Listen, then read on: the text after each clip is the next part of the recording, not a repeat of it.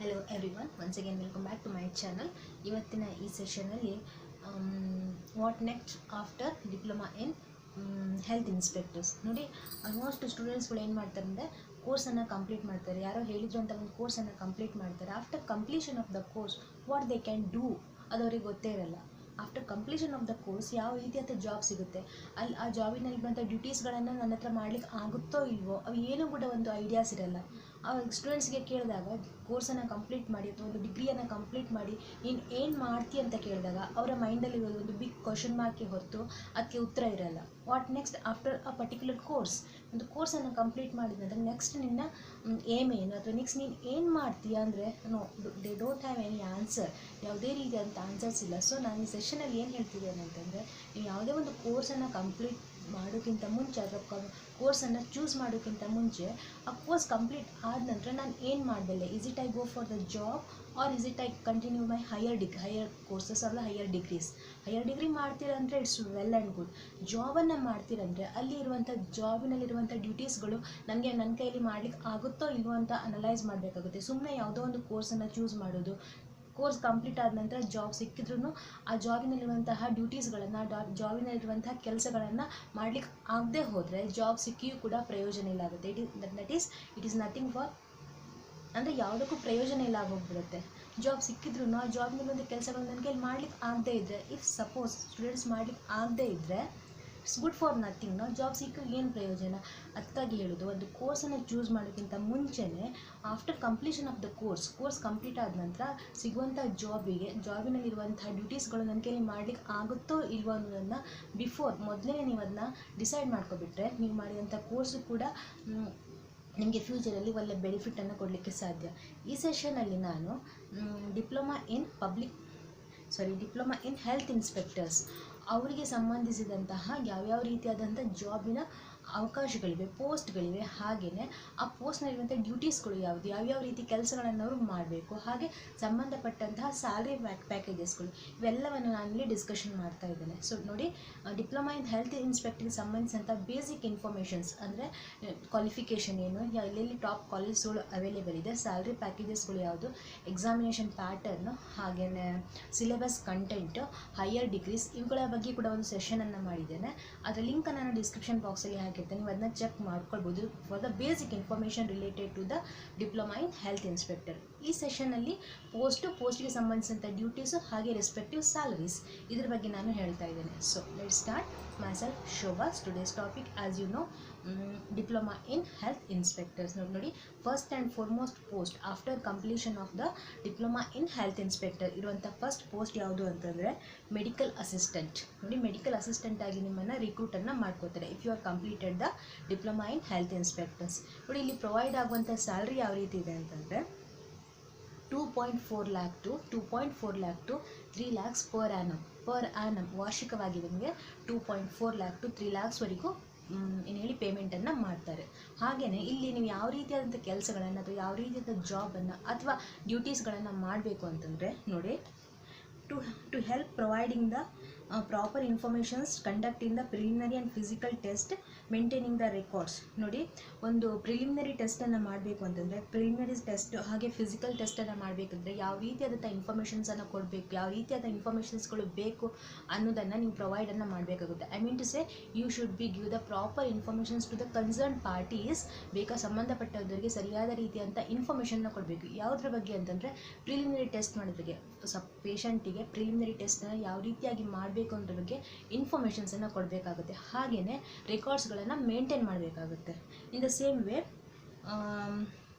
ensuring the regular checkup, maintaining the medical suppliers, performing the preventive maintenance and also the part of the duty.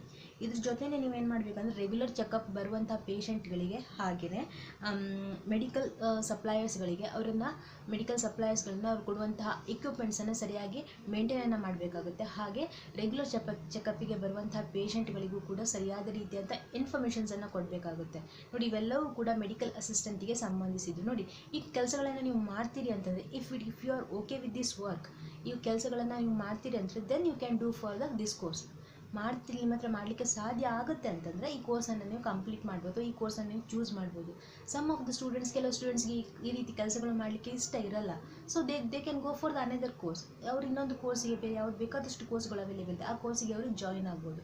So ಅದಕ್ಕಾಗಿ ನಾನು ಬಿಗಿನಿಂಗಲ್ಲಿ ಹೇಳಿದ್ದು, first analyse ಮಾಡ್ಕೊಳ್ಳಿ ಸಿಕ್ಕಿದಂತಹ ಇರುವಂತಹ ಜಾಬಿನಲ್ಲಿ ಯಾವ ರೀತಿಯಾದ ಡ್ಯೂಟೀಸ್ಗಳು ಇರುತ್ತೆ ಅಂತ. Depending on that you can choose the course. ಅದ್ರ ಮೇಲೆ ನೀವು ಕೋರ್ಸನ್ನು ಚೂಸ್ ಮಾಡ್ಬೋದು. ಓಕೆ, ಸೆಕೆಂಡ್ ಒನ್ ಯಾವುದು ಅಂತಂದರೆ ಮಲ್ಟಿಪರ್ಪಸ್ ಹೆಲ್ತ್ ವರ್ಕರ್ಸ್. ಇವರಿಗೂ ನೋಡಿ ಪ್ರೊವೈಡ್ ಆಗುವಂಥ salary almost 2.4 lakh to 3 lakhs ಅಂತ ಹೇಳ್ಬೋದು. ಹಾಗೆ ಇವರು ಮಾಡಬೇಕಾದಂತಹ ಕೆಲಸಗಳು ಅಥವಾ ಡ್ಯೂಟೀಸ್ಗಳು ಯಾವುದಂತಂದರೆ conducting the periodic field visit, maintaining the records. 3 ರೀತಿಯಾದ ವರ್ಕ್ ಮಾಡಬೇಕಾಗುತ್ತೆ. ಫೀಲ್ಡ್ಗೆ ರೆಗ್ಯುಲರ್ ವಿಸಿಟನ್ನು ಕೊಡಬೇಕಾಗುತ್ತೆ. ಹಾಗೆ ವಿಸಿಟ್ಗೆ ಸಂಬಂಧಿಸಿದ ಹಾಗೆ ಎಲ್ಲ ರೆಕಾರ್ಡ್ಸ್ಗಳನ್ನು ಮೇಂಟೈನ್ ಮಾಡಬೇಕಾಗುತ್ತೆ.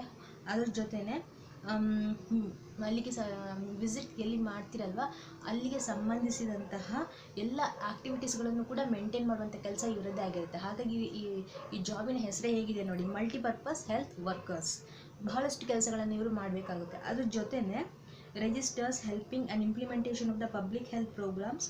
ನೋಡಿ, ರಿಜಿಸ್ಟರ್ಸ್ಗಳನ್ನು ಮೇಂಟೈನ್ ಮಾಡೋದ್ರ ಜೊತೆಗೆ ಪಬ್ಲಿಕ್ ಹೆಲ್ತ್ ಪ್ರೋಗ್ರಾಮ್ಸ್ಗಳನ್ನು ಮಾಡಬೇಕಾಗುತ್ತೆ. ಫಾರ್ ಎಕ್ಸಾಂಪಲ್, ಯಾವುದೇ ರೀತಿ ಸಾಂಕ್ರಾಮಿಕ ರೋಗಗಳನ್ನು ಬಂದಾಗ ಪಬ್ಲಿಕ್ ಹೆಲ್ತ್ ಬಗ್ಗೆ ಅವೇರ್ನೆಸ್ಸನ್ನು ಕೊಡಬೇಕಾಗುತ್ತೆ. ಅವೇರ್ನೆಸ್ ಕೊಡೋ ಸಲುವಾಗಿ ಅವರು ಪ್ರೋಗ್ರಾಮ್ಸ್ಗಳನ್ನು ಕಂಡಕ್ಟ್ ಮಾಡಬೇಕಾಗುತ್ತೆ. ಪ್ರೋಗ್ರಾಮ್ಸ್ಗಳ ಕಂಡಕ್ಟ್ ಮಾಡಿದಾಗ ಅದರ ಪೂರ್ತಿಯಾದಂಥ ರೆಸ್ಪಾನ್ಸಿಬಿಲಿಟಿ ಮಲ್ಟಿಪರ್ಪಸ್ ಹೆಲ್ತ್ ವರ್ಕರ್ ಮೇಲೇ ಇರುತ್ತೆ. ಸೊ ಪ್ರೋಗ್ರಾಮ್ ಕಂಡಕ್ಟ್ ಮಾಡೋದಿರ್ಬೋದು, ಪಬ್ಲಿಕ್ಕಿಗೆ ಅವೇರ್ನೆಸ್ ಕೊಡೋದಾಗಿರ್ಬೋದು, ಅಥವಾ ರೆಕಾರ್ಡ್ಸ್ಗಳನ್ನು ಮೇಂಟೈನ್ ಮಾಡೋದಾಗಿರ್ಬೋದು, ಆ್ಯಕ್ಟಿವಿಟೀಸ್ಗಳನ್ನು ಅರೇಂಜ್ ಮಾಡೋದಾಗಿರ್ಬೋದು, ಆ ಎಲ್ಲ ಕೆಲಸಗಳು ಈ ಪೋಸ್ಟ್ಗೆ ಸಂಬಂಧಿಸಿರುತ್ತೆ. ಹಾಗೆಯೇ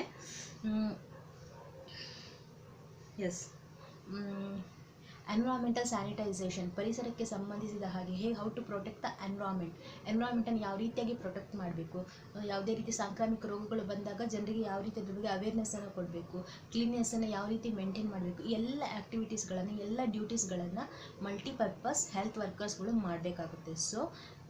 ಸೊ ಇವರ ಕೆಲಸ ಹೆಚ್ಚಿದೆ ನನ್ನ ಪ್ರಕಾರ. ಬೇರೆ ಎಲ್ಲ ಪೋಸ್ಟಿಗೆ ಕಂಪೇರ್ ಮಾಡಿದ್ರೆ ಇವರ ಡ್ಯೂಟೀಸ್ಗಳು ಕಂಪ್ಯಾರಿಟಿವ್ಲಿ ಸ್ವಲ್ಪ ಜಾಸ್ತಿ ಇದೆ ಅಂತ ಹೇಳ್ಬೋದು.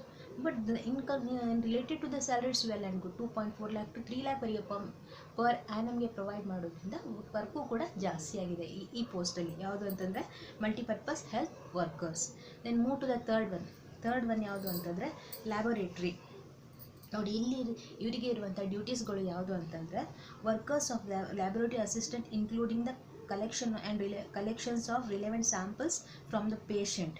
ನೋಡಿ, ಲ್ಯಾಬೊರೇಟರಿ ಅಸಿಸ್ಟೆಂಟ್ಗಳಾಗಿ ಇವರು ವರ್ಕ್ ಮಾಡಬೇಕು. ಇಲ್ಲಿ ಏನು ಕೆಲಸ ಇರುತ್ತೆ ಅಂತಂದರೆ ಪೇಷಂಟ್ಗೆ ಸಂಬಂಧಿಸಿದಂತಹ ಪೇಷಂಟ್ಗೆ ಸಂಬಂಧಿಸಿದ ಸ್ಯಾಂಪಲ್ಸ್ ಅಂತಂದರೆ ಬ್ಲಡ್ ಸ್ಯಾಂಪಲ್ ಆಗಿರ್ಬೋದು, ಯೂರಿನ್ ಸ್ಯಾಂಪಲ್ ಆಗಿರ್ಬೋದು, ಅವುಗಳನ್ನು ಕಲೆಕ್ಟ್ ಮಾಡುವಂಥ ಕೆಲಸ ಇರೋದಾಗಿರುತ್ತೆ.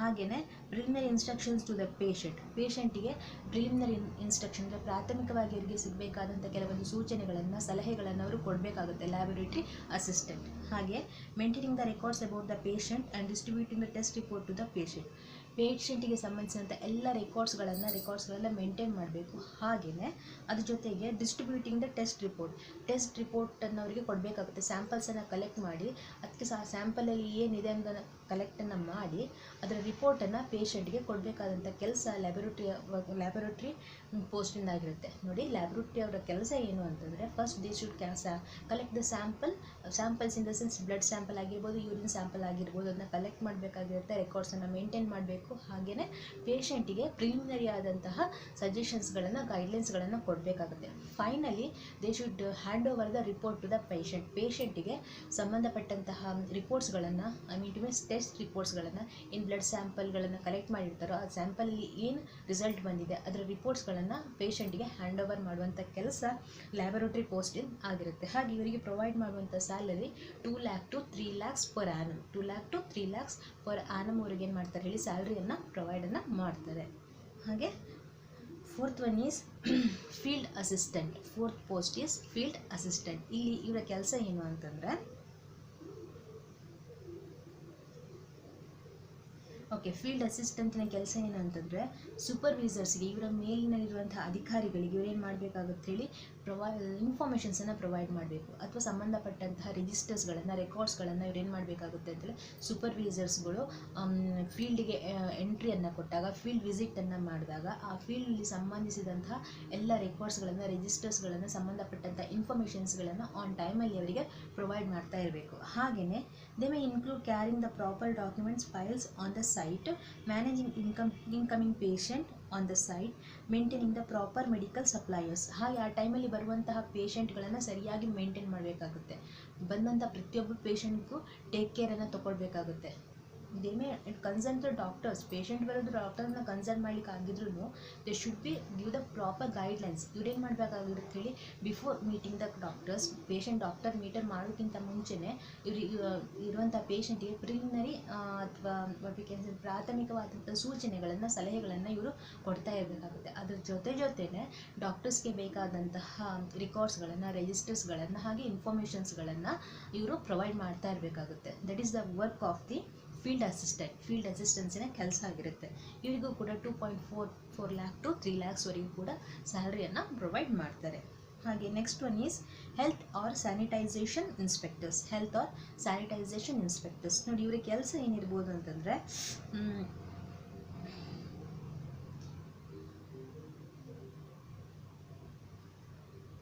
Health assistance R sanitisation. ಇವ್ರು ಏನು ಮಾಡ್ತಾರೆ ಅಂತಂದರೆ ಫೀಲ್ಡಿಗೆ ವಿಸಿಟನ್ನು ಮಾಡ್ತಾರೆ. And they also tell how to maintain the ಕ್ಲೀನಿನೆಸ್ಸನ್ನು ಯಾವ ರೀತಿಯಾಗಿ ಮೇಂಟೈನನ್ನು ಮಾಡಬೇಕು, how to protect from the certain diseases. ಕೆಲವೊಂದು ರೆಗ್ಯುಲರ್ ಆಗಿ ಬರುವಂತಹ ಡಿಸೀಸ್ಗಳಿಂದ ನಮ್ಮನ್ನು ನಾವು ಹೇಗೆ ಪ್ರೊಟೆಕ್ಟ್ ಮಾಡಬೇಕು ಅದ್ರ ಬಗ್ಗೆ ಅವೇರ್ನೆಸ್ಸನ್ನು ಕೊಡ್ತಾರೆ. ಹಾಗೆ ಕ್ಲೀನ್ನೆಸ್ಸನ್ನು ಯಾವ ರೀತಿಯಾಗಿ ಮೇಂಟೈನ್ ಮಾಡಬೇಕು ಅದ್ರ ಬಗ್ಗೆಯೂ ಕೂಡ ಅವೇರ್ನೆಸ್ಸನ್ನು ಕೊಡುವಂಥ ಕೆಲಸ ಇವರದ್ದಾಗಿರುತ್ತೆ. ಹಾಗೆ manage the vaccination system, handle ಕಂಪ್ಲೇಂಟ್ಸ್ಗಳನ್ನು ಹ್ಯಾಂಡಲ್ ಮಾಡುವಂಥದ್ದು, ಪ್ರೋಗ್ರಾಮ್ಸ್ಗಳನ್ನು ಕಂಡಕ್ಟ್ ಮಾಡುವಂಥದ್ದು, ಪ್ರೋಗ್ರಾಮ್ಸ್ಗೆ ಸಂಬಂಧಿಸಿದಂಥ ಆ್ಯಕ್ಟಿವಿಟೀಸ್ಗಳನ್ನು ಕಂಡಕ್ಟ್ ಮಾಡುವಂಥದ್ದು. ಫಾರ್ ಎಕ್ಸಾಂಪಲ್, ಈಗ ಸಮ್ ರೈನಿ ಸೀಸನ್ಗಳಲ್ಲಿ ಅಥವಾ ಬೇರೆ ಯಾವುದೋ ಒಂದು ಸೀಸನ್ಗಳಲ್ಲಿ ಕೆಲವೊಂದು ಡಿಸೀಸ್ಗಳು ಹೆಚ್ಚಾಗಿ ಬಿಡುತ್ತೆ. ಈಗ ಫಾರ್ ಎಕ್ಸಾಂಪಲ್ ರೈನಿ ಸೀಸನ್ನೇ ತೊಗೊಳ್ಳಿ ನೀವು, ಆಗ ಜ್ವರ ಆಗಿರ್ಬೋದು, ಕೋಲ್ಡ್ ಆಗಿರ್ಬೋದು, ಕಫ್ ಆಗಿರ್ಬೋದು, ಇವುಗಳೆಲ್ಲ ಜಾಸ್ತಿ ಆದಾಗ ಅವುಗಳ ಬಗ್ಗೆ ಜಾಗೃತಿಯನ್ನು ಮೂಡಿಸಲಿಕ್ಕೆ ಕೆಲವೊಂದು ಪ್ರೋಗ್ರಾಮ್ಸ್ಗಳನ್ನು ಕಂಡಕ್ಟ್ ಮಾಡಿದಾಗ ಆ ಪ್ರೋಗ್ರಾಮ್ಸ್ಗಳಲ್ಲಿ ಕ್ಲೀನ್ನೆಸ್ಗಳನ್ನ ಹೇಗೆ ಮೇಂಟೈನ್ ಮಾಡುವಂಥದ್ದು, ಅಥವಾ ಅಲ್ಲಿರುವಂಥ ಯಾಕೆ ಅದು ಬರ್ತಾ ಇದೆ ಅದರ ಕಾರಣವನ್ನು ಫೈಂಡ್ ಔಟ್ ಮಾಡುವಂಥದ್ದು, ಎಲ್ಲ ಕೆಲಸಗಳು ಇವರದ್ದಾಗಿರುತ್ತೆ. ಓಕೆ, ಹೆಲ್ತ್ ಇನ್ಸ್ಪೆಕ್ಟರ್ ಅಥವಾ ಸ್ಯಾನಿಟೈಸೇಷನ್ ಇನ್ಸ್ಪೆಕ್ಟರ್ಸ್ನವ್ರದ್ದು. ಇವರಿಗೆ ಪ್ರೊವೈಡ್ ಮಾಡುವಂಥ salary 3 lakhs to 5 lakh per annum. 3 lakh to 5 lakh per annum ಇವರಿಗೆ ಹೇಳಿ ಸ್ಯಾಲ್ರಿಯನ್ನು ಪ್ರೊವೈಡ್ ಮಾಡ್ತಾರೆ. ಹಾಗೆ ಫೈನಲಿ ಫುಡ್ ಇನ್ಸ್ಪೆಕ್ಟರ್ಸ್. ಇದನ್ನು ತುಂಬ ಜನ ಕೇಳ್ತಾ ಇದ್ರು. ಫುಡ್ ಇನ್ಸ್ಪೆಕ್ಟರ್ಸ್ಗೂ ಕೂಡ ನೋಡಿ ಇವರಿಗೂ ಕೂಡ ಸ್ಯಾಲ್ರಿ ಚೆನ್ನಾಗಿದೆ. 4 lakh to 6 lakhವರೆಗೂ ಕೂಡ ಸ್ಯಾಲ್ರಿಯನ್ನು ಪ್ರೊವೈಡ್ ಮಾಡ್ತಾರೆ. ಹಾಗೆ ಇವ್ರ ಕೆಲಸ ಏನು ಅಂತಂದರೆ food inspector proper implementation of consumer food safety to protection law ಪ್ರಕಾರ ಸರಿಯಾದ ರೀತಿಯಾದಂತಹ ಫುಡನ್ನು ಸಂಬಂಧಪಟ್ಟಂತಹ ಸಂಸ್ಥೆಗಳಿಗೆ ಅಥವಾ ಸಂಬಂಧಪಟ್ಟಂತಹ ವ್ಯಕ್ತಿಗೆ ಅಥವಾ ಪಬ್ಲಿಕ್ಕಿಗೆ ಅದನ್ನು ಪ್ರೊವೈಡ್ ಮಾಡಬೇಕಾಗುತ್ತೆ ಥ್ರೂ ದ ಪರ್ಟಿಕ್ಯುಲರ್ ಇನ್ಸ್ಟಿಟ್ಯೂಷನ್ಸ್. ಕೆಲವೊಂದು ಇನ್ಸ್ಟಿಟ್ಯೂಷನ್ಸ್ಗಳ ಮೂಲಕ ಇವ್ರು ಏನು ಮಾಡಬೇಕಾಗುತ್ತೆ ಹೇಳಿ ಪಬ್ಲಿಕ್ಕಿಗೆ ಫುಡನ್ನು ಪ್ರೊವೈಡ್ ಮಾಡಬೇಕಾಗುತ್ತೆ. ಸುಮ್ಮನೆ ಯಾವುದೇ ರೀತಿಯಾದ ಫುಡ್ ಪ್ರೊವೈಡ್ ಮಾಡಲಿಕ್ಕೆ ಆಗಲ್ಲ. ಅಕಾರ್ಡಿಂಗ್ ಟು ಸೇಫ್ಟಿ ಪ್ರೊಟೆಕ್ಷನ್ ಲಾ, ಆ ಲಾವನ್ನು ಫಾಲೋ ಮಾಡ್ಕೊಂಡು ಇವ್ರು ಏನು ಮಾಡಬೇಕು ಹೇಳಿ ಫುಡ್ಡನ್ನು ಕನ್ಸರ್ನ್ ಪಬ್ಲಿಕ್ಗಳಿಗೆ ಅದನ್ನ ಪ್ರೊವೈಡನ್ನು ಮಾಡಬೇಕಾಗುತ್ತೆ. ಹಾಗೆ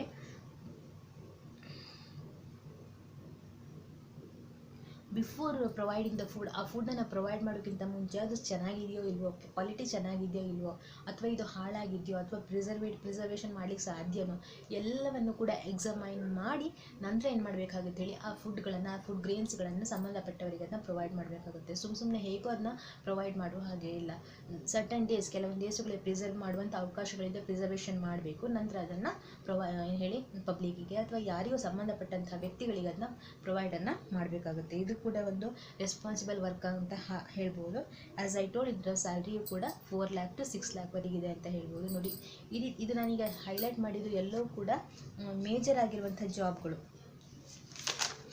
ಎಸ್, ಈಗ ನಾನು ಹೇಳಿದ್ದೆಲ್ಲೋ ಕೂಡ ವೆರಿ ಮೇಜರ್ ಜಾಬ್ಸ್ಗಳು. ಡಿಪ್ಲೊಮಾ ಇನ್ ಹೆಲ್ತ್ ಇನ್ಸ್ಪೆಕ್ಟರ್ಸ್ ನೀವು ಕಂಪ್ಲೀಟ್ ಮಾಡಿದ ನಂತರ ವೆರಿ ಮೇಜರ್ ಅಥವಾ ಮೇನ್ ಆಗಿರುವಂಥ ಜಾಬ್ಗಳು. ಇದಲ್ಲದೆ ಬೇಕಾದಷ್ಟು ಜಾಬ್ಗಳು ಹಾಸ್ಪಿಟಲ್ಸ್ಗಳಲ್ಲಾಗಿರ್ಬೋದು ನಿಮಗೆ ಪ್ರೊವೈಡ್ ಆಗುತ್ತೆ. ಪ್ರೈವೇಟ್ ಸೆಕ್ಟರ್ ಹಾಗೆ ಗೌರ್ಮೆಂಟ್ ಸೆಕ್ಟರ್ಸ್ಗಳಲ್ಲೂ ಕೂಡ ಅವೈಲೇಬಲ್ ಆಗುತ್ತೆ. ಬಟ್ ನಾನಿಲ್ಲಿ ಹೈಲೈಟ್ ಮಾಡಿದ್ದು ಆದಷ್ಟು ಏನು ಹೇಳಿ ಹೈಲೈಟೆಡ್ ಪೋಸ್ಟ್ ಅಥವಾ ಮೇನ್ ಪೋಸ್ಟ್ ಅಂತ ಏನು ಹೇಳ್ತೇವೆ ಅವುಗಳನ್ನು ನಾನೇನು ಹೈಲೈಟ್ ಮಾಡಿದ್ದೇನೆ.